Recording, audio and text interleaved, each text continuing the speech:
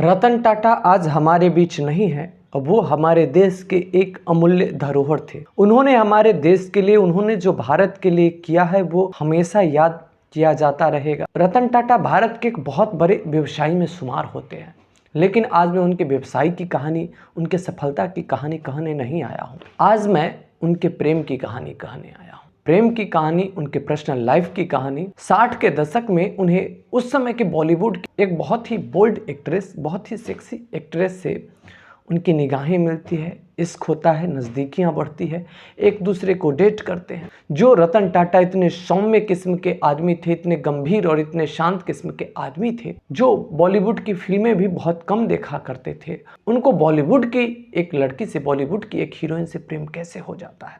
जो इतने शांत और गंभीर किस्म के आदमी थे, उनको बॉलीवुड के एक ऐसे बोल्ड एक्ट्रेस से प्रेम कैसे हो जाता है, जो उस समय में फिल्मों में अपनी नंगी वीडियो रिकॉर्ड करवाया करती थी, जिनके कई हीरो के साथ उस समय में ही अंतरंग दृश्य वाले फिल्म आ चुके थे। वो हीरोइन कौन थी, रतन टाटा का उस हीरोइन से संपर्क कैसे बना, ये सारी कहानी जानने के लिए आप मेरे साथ मेरे वीडियो में बने रहिए। नमस्कार, प्रणाम। कहानी के इस एपिसोड में मैं सूरज राय आपका स्वागत करता हूं।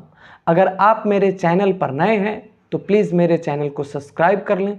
और कहानी मैं शुरू करूं उससे पहले मैं आप लोगों से एक रिक्वेस्ट कर रहा हूं कि आप मेरे इस वीडियो को प्लीज़ लाइक कर दें। बाद में आप लोग लाइक करना भूल जाते हैं। बगैर समय बिताए मैं सीधे कहानी पर आता हूँ। नवल टाटा और सोनी टाटा के घर में एक लड़के का जन्म होता है और उस लड़के का नाम रखा जाता है रतन टाटा।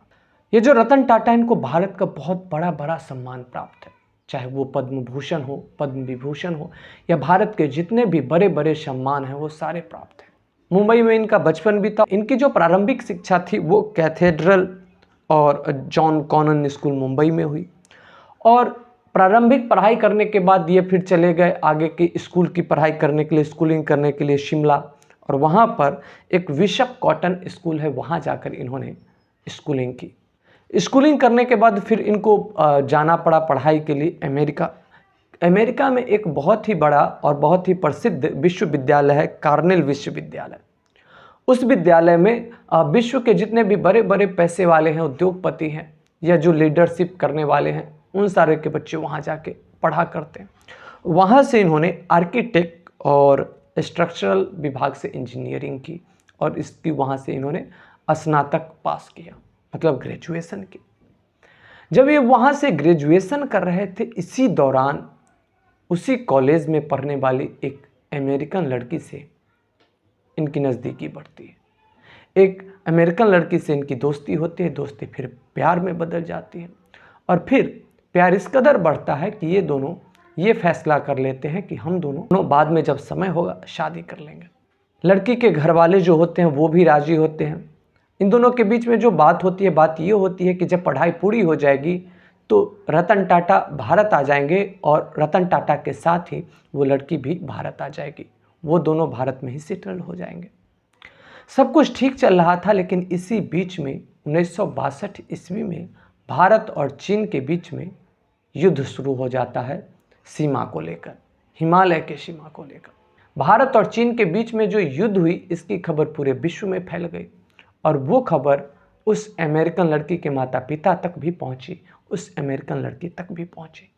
अमेरिकन लड़की ने रतन टाटा से कहा कि देखो, मैं तुमसे शादी नहीं कर सकती, मैं तुम्हारे साथ नहीं जा सकती, क्योंकि मेरे जो माता पिता हैं वो कह रहे हैं कि चीन और भारत के युद्ध के कारण भारत में जाना सुरक्षित नहीं है, इसलिए मना कर रहे हैं। मेरे माता पिता एक ऑप्शन दे रहे हैं, अगर रतन चाहता है तुमसे शादी करना तो उसे हमारी एक शर्त मंजूर करनी पड़ेगी, और वो शर्त ये है कि उसे अमेरिका में ही रहना पड़ेगा, उसे भारत नहीं जाना पड़ेगा। अगर रतन इस शर्त को मंजूर करता है तो मुझे उससे तुम्हारी शादी करने में कोई आपत्ति नहीं है। लड़की रतन टाटा से ये भी कहती है कि ऐसा करो, तुम भारत मत जाओ, यहीं रह जाओ, और यहीं पर कोई अच्छी कंपनी खड़ी करो, और यहीं पर हम दोनों रहेंगे। लेकिन रतन टाटा तो एक स्वाभिमानी किस्म के आदमी थे, एक देशभक्त किस्म के आदमी थे। उन्होंने उस लड़की से कहा कि देखो, मैं तुमसे प्रेम करता हूँ, प्यार करता हूँ, ये अच्छी बात है, लेकिन मैं अपने देश को नहीं भूल सकता। वो उस लड़के से कहते हैं कि तुम्हारे माँ बाप कह रहे हैं कि मुझसे शादी नहीं करो, मत करो, कोई बात नहीं है, मैं तुम्हें गलत तरीके से नहीं देखूंगा, मैं ये भी नहीं समझूंगा कि तुमने मुझे धोखा दिया, लेकिन मैं भारत को नहीं छोड़ सकता। और फिर वो वहाँ से भारत लौट आते हैं। भारत लौट आने के बाद रतन टाटा टाटा ग्रुप से जुड़ जाते हैं। टाटा ग्रुप में वो काम कर रहे थे, काम करने का तरीका सीख रहे थे और साथ ही साथ वो आगे की पढ़ाई भी कर रहे थे। रतन टाटा देखने में बहुत ही खूबसूरत, लंबा चौड़ा, देखने में बहुत ही हैंडसम, जिनके सामने अच्छे अच्छे जो फिल्मी अभिनेता थे वो फीके पड़ जाएं। और पैसे की तो कमी थी नहीं, क्योंकि उस समय भारत के बहुत बड़े उद्योगपतियों में एक थे। जब वो भारत आते हैं तो इनकी नज़र सिमी ग्रेवाल नाम की एक अभिनेत्री से मिल जाती है, टकरा जाती है और वो दोनों एक दूसरे के प्यार में पड़ जाते हैं। आप सोच रहे होंगे कि ये सिमी ग्रेवाल है कौन? तो अगर आप पुराने फिल्म देखने के शौकीन हैं तो आप लोगों ने सिमी ग्रेवाल को किसी न किसी मूवी में देख ही रखा होगा। ये अलग बात है कि आप उन्हें बाय नाम नहीं जानते होंगे। मैं आपको बता दूं, राज कपूर की एक बहुत ही चर्चित फिल्म आई, मेरा नाम जोकर। उसमें राज कपूर मेन हीरो थे और राज कपूर के बचपन का रोल राज कपूर के बेटे ऋषि कपूर ने निभाया था। उस फिल्म में एक टीचर होती है जो अपने सारे स्कूली बच्चों को लेकर घूमने जाती है और एक नदी में वो स्नान करती है और एक खेत में जाकर वो ड्रेस चेंज करती है। वो जो टीचर जो ऐसा कर रही है वो टीचर कोई और नहीं, वही टीचर इस कहानी की नायिका सिमी ग्रेवाल है। ये वही सिमी ग्रेवाल है जिनसे रतन टाटा को प्रेम हुआ था। अगर आप सिमी ग्रेवाल को और अच्छे से जानना चाहते हैं तो सिमी ग्रेवाल की एक और मूवी आई सिद्धार्थ नाम से। सिद्धार्थ नाम से ये जो मूवी आई वो अंग्रेजी मीडियम की मूवी है और उसमें मेन हीरो के रोल में है शशि कपूर। लेकिन अगर आप उस मूवी को देखेंगे तो आप उस मूवी को अकेले देखिएगा, वो पारिवारिक मूवी नहीं है, क्योंकि उसमें बहुत सारे गंदे दृश्य दिखाए गए हैं, अश्लील दृश्य दिखाए गए हैं। उस फिल्म को आप देखेंगे तो उसमें आपको सिमी ग्रेवाल पूरी तरीके से नग्न दिखाई देगी और उस फिल्म में तो कई सारे ऐसे इंटीमेट सीन हैं जो ऋषि कपूर और सिमी ग्रेवाल के बीच में फिल्माए गए।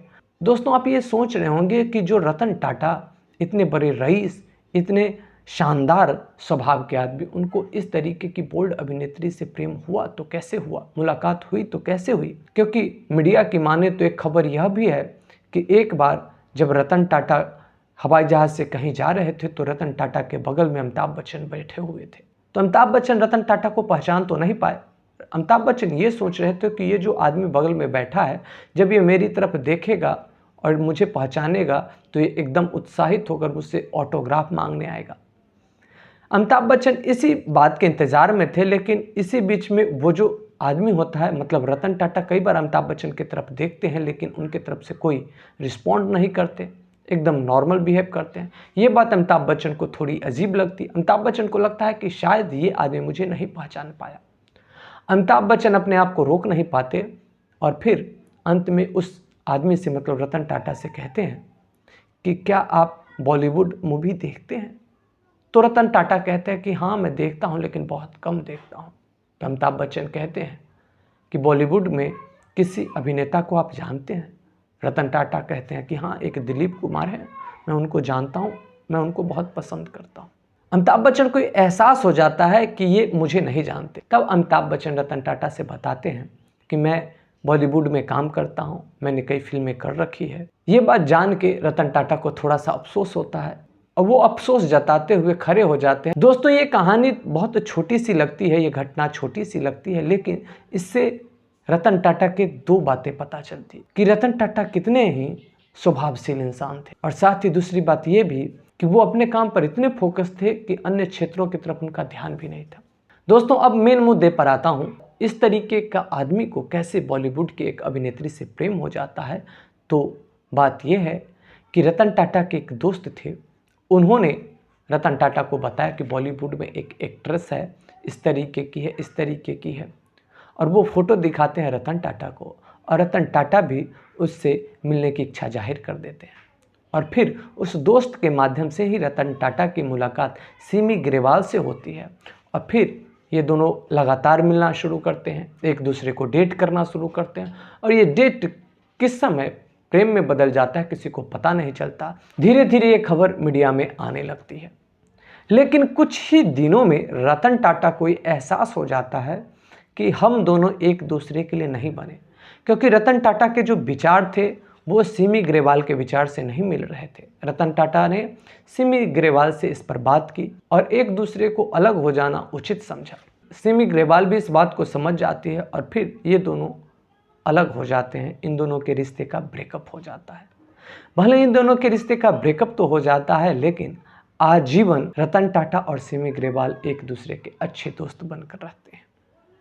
दोस्तों, कैसी लगी आपको ये वीडियो, आप हमें कमेंट करके ज़रूर बताइएगा। आपको अगर लगे कि ये वीडियो किसी और को शेयर करनी चाहिए तो आप इस वीडियो को अवश्य शेयर कीजिए।